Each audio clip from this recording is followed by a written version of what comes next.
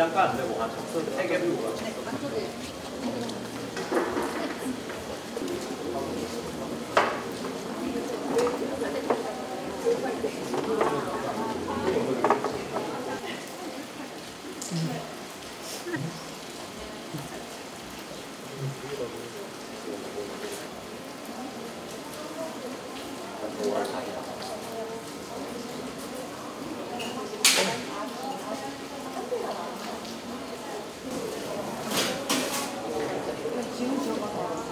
네, 지금 가보시고 뒤쪽 폰보드에 붙여주시면 되세요.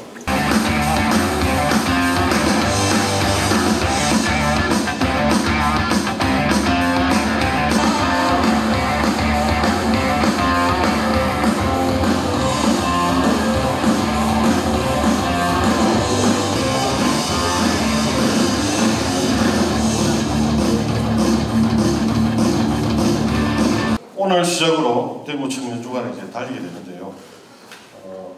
올해 10회 대구 청년주간 말씀드리도록 하겠습니다. 청년 네트워크의 활성화를 촉진하고 청년 활동의 장을 마련한 데 있습니다. 대구 청년주간은 대구를 대표하는 청년 축제입니다. 단순한 그 축제가 아니고요. 축제를 통해서 퍼져나갈 수 있도록 기획을 했습니다.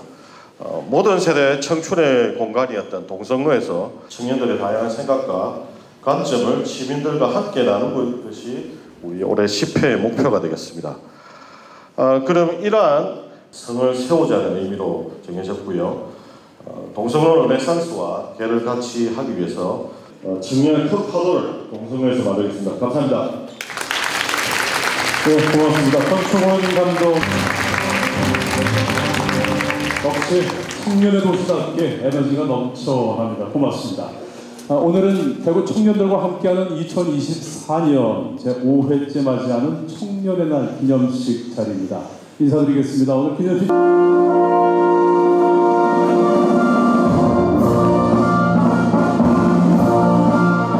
대한민국의 무궁한 영광을 위하여 충성을 다할 것을 굳게 다짐합니다. 위촉장 수여는 홍준표 시장님이 직접 해주시겠습니다. 무대로 모시겠습니다.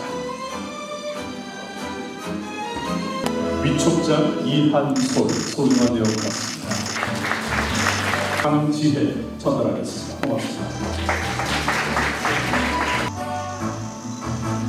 여러분 박수 부탁합니다. 고맙습니다. 오른쪽으로 가장 창찰 대구광역시 청년센터 노동부 귀하는 대구시 정책 사업을 적극적으로 수행해 청년의 성장 발전에 기여하는 힘으로 이해됩니다. 네, 축하합니다. 고맙습니다.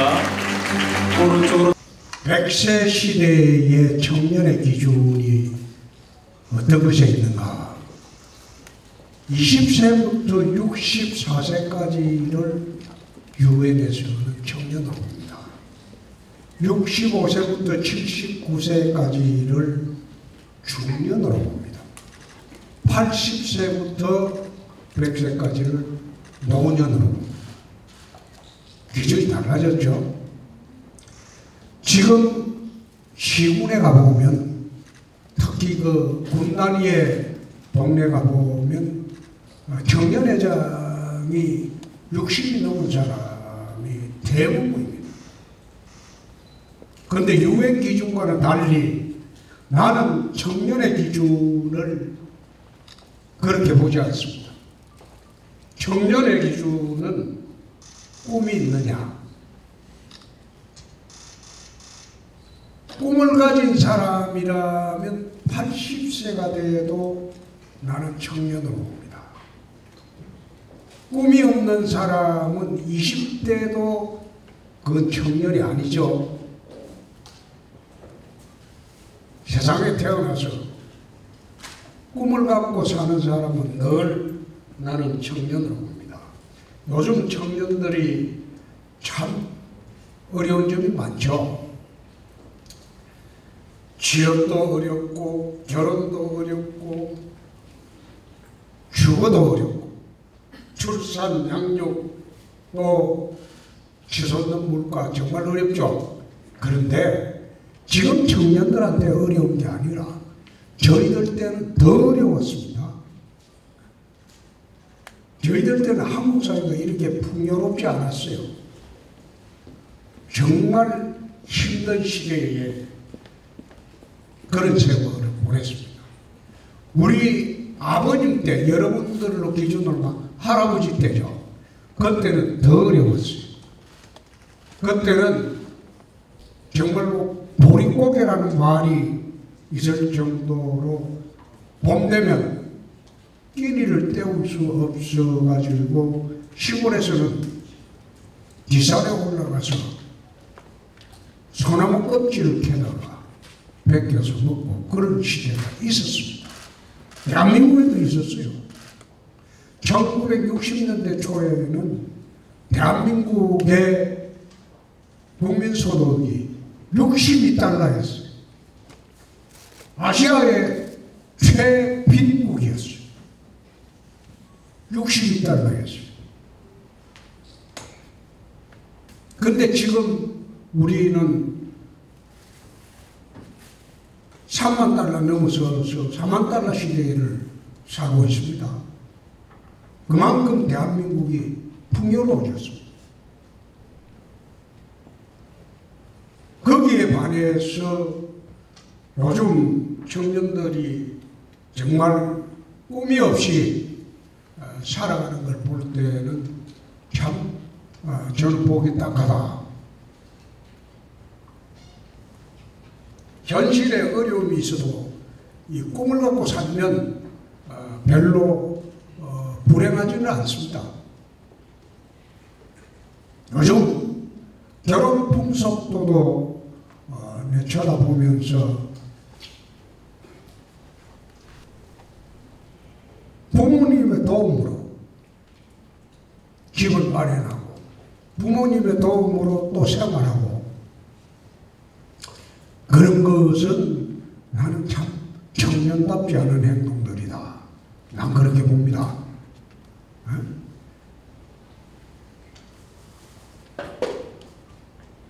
어렵게 만나가지고 힘을 합쳐서 하나하나 이루어가는 게 그게 세상 사는 재미가 아닌가. 힘들더라도. 근데 요즘 그런 순정시대에는 아니죠. 결혼할 때 보면 뭐 조건 따지고 다 따지죠. 그래서 그런 걸 쳐다보면서 요즘 청년들은 꿈을 갖지 않고 살기 때문에 각박해졌다. 나는 그런 생각도 해봅니다. 우리 대구시에서 청년들은 이 사이에 늘 떠나가는 도시였어요. 그런데 최근에 금년 5월부터 청년들이 떠나가는 도시가 아니고 돌아오는 도시로 변모를 했다는 거, 그거 참 반가운 이야기입니다. 대구시가 청년들을 위해서 청년들의 꿈과 희망을 펼칠 수 있는 그런 공간을 마련해 주기 위해서 2년 전부터 ABB, 로봇, 모빌리티, 헬스케어 이 5대 신산업 중심으로 산업 대개편을 시작을 하고 또 많은 중심 기업들이 대구로 오고 있습니다.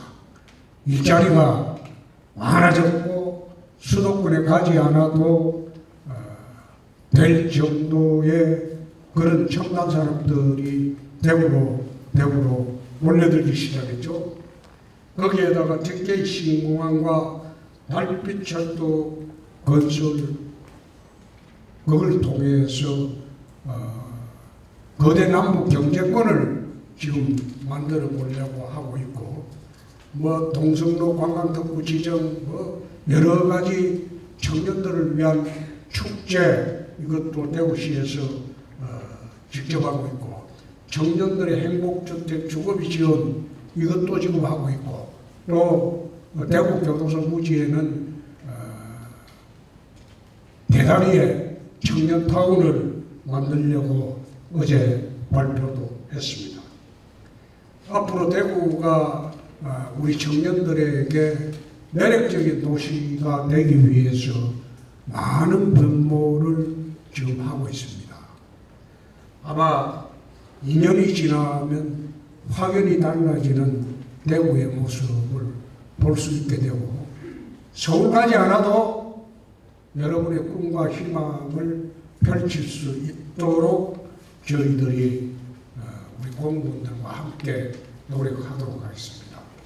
청년의 날이라고 특별한 날이 아니고 1년 365일이 청년의 날이 되는 그런 시대가 올 수 있도록 노력할 테니까 여러분들도 부모님한테 기대지 말고 자력으로 내 힘으로 세상 살아가는 방법을 찾기 바랍니다. 나는 그래 살았거든.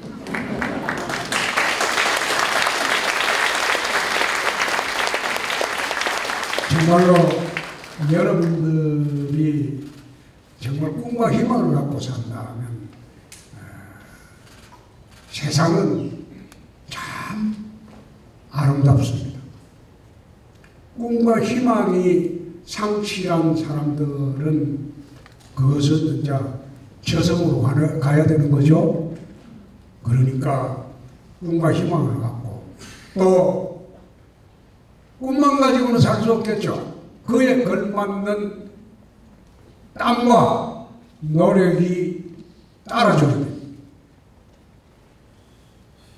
명심하시기 바랍니다. 축하드립니다. 감사합니다. 네, 고맙습니다. 힘차고 수리로 가겠습니다. 대구! 청년! 대구 청년! 힘차게 박수! 물론 제 건 아닙니다. 곧 여러분들에게 드릴 거 한번 보시라고 친필 사인된 거. 제가 여러분들에게 또 빈축을 사기 싫어서 포스트잇 선정을 박희 씨께 부탁을 드렸거든요. 그래서 박희 씨께서 직접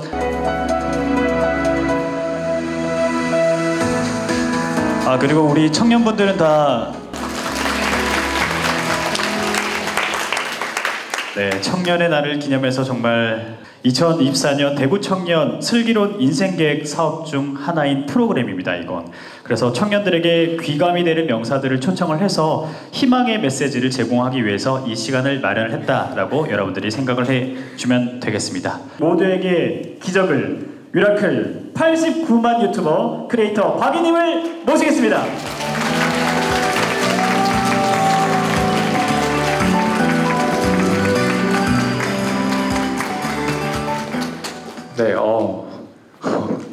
네, 여러분 반갑습니다. 저는 유튜브 미라클 채널을 운영하고 있는 박위라고 합니다. 반갑습니다. 귀한 시간 내주셔서 진심으로 감사드립니다.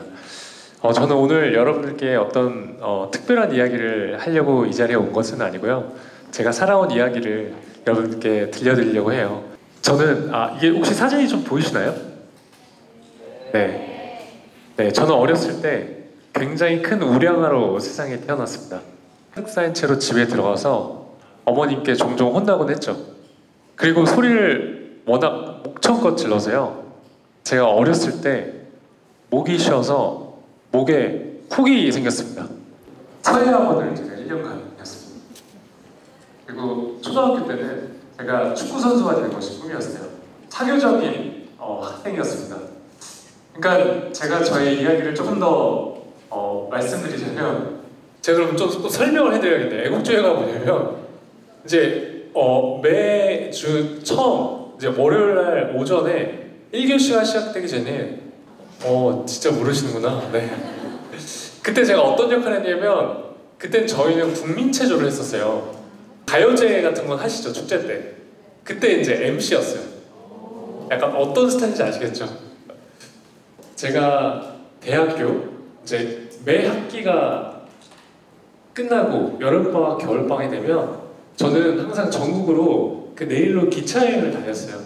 그 해에 제가 큰 결심을 하게 됩니다. 제가 한 학기를 휴학을 하고 열심히 아르바이트를 해서 돈을 열심히 모아서 제가 혼자 유럽으로 4달 동안 배낭여행을, 저는 이렇게 좀 익스트림한 스포츠를 즐길 정도로 굉장히 좀 모험심이 강하고 도전의식이 강했던 사람이었습니다. 그렇게 제가 이제 한국에 돌아오게 되고 지금처럼 굉장히 취업난이 심했습니다. 대학교 때 제가 학점도 정말 안 좋아서 이 취업 스트레스를 엄청나게 받고 있었어요. 패션 관련 기업에 취업을 해야겠다고 생각했어요. 제가 그러던 중에 우연히 제가 한 외국계 패션 기업에, 그리고 제가 다시 눈을 떴을 때는요 이런 상황이었어요. 하얀 천장이 보였어요. 제 몸을 이렇게 둘러싸고 있었어요. 여러분, 제 몸이요 제 눈으로 분명히 보이는데 이 쇄골벽 밑으로는 정말 아무것도 느껴지지 않고 힘이 들어가지 않고 아무것도 느껴지지 않는 거예요. 그런데 저는 내가 어떤 수술을 하고 마취를 했는데 아직 마취가 풀리지 않았구나 정도로 생각했습니다. 네.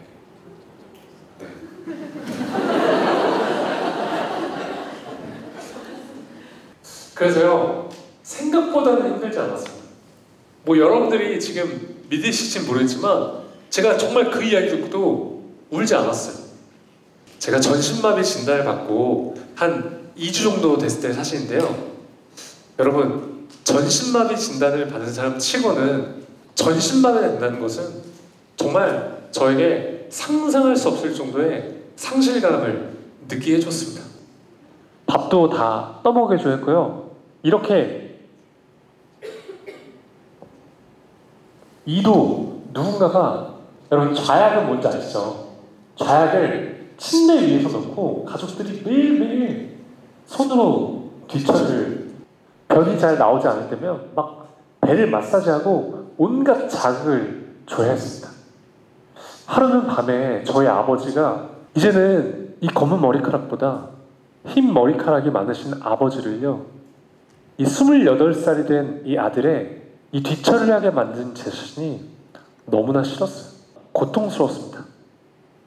그 당시에 저는 이제 취직을 해서 부모님으로부터 경제적으로 완전히 독립을 해서 저는 효도해드릴 수 있다고 생각했었거든요. 도저히 믿기지도 않고 그 현실을 인정하고 싶지 않았어요. 사실 처음에 제가 이렇게 입원해 있을 때는, 그런데 저는 태어나서 처음 본 간병인한테 이렇게 성인이 된 저희 모든 민낯을 보여주고 싶진 않았어요. 그래도 저는 가족들한테 미안해서 아무 말도 할 수가 없었죠. 정말 감사했어요. 그렇게 쉽게 결정할 수 있는 일이 아니라고 생각했는데 동생이 먼저 흔쾌히 그런 결정을 내려서 정말 감사했죠.